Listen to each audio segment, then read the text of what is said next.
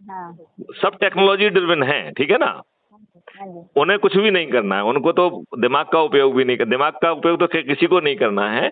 लेकिन राजनेताओं से कहा जा रहा है, हे राजनेताओं, हाँ, मैं जैसा कि अपने अन्य शिष्यों से कह रहा था कि ना तो आपको अपना सोच बदलना है, ना चिंतन बदलना है, ना क्रियाकलाप बदलना है, ना ही आपको अपने दिमाग को तकलीफ देना है, ना अपने ब्यूरोक्रेट के दिमाग को तकलीफ देना है।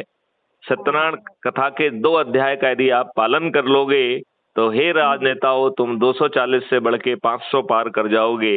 तुम ही प्रधानमंत्री रहोगे, तुम ही मंत्री रहोगे। यदि तुम हमारी कथा के इन 2 अध्यायों का पालन नहीं करोगे तो समूल नष्ट हो जाओगे।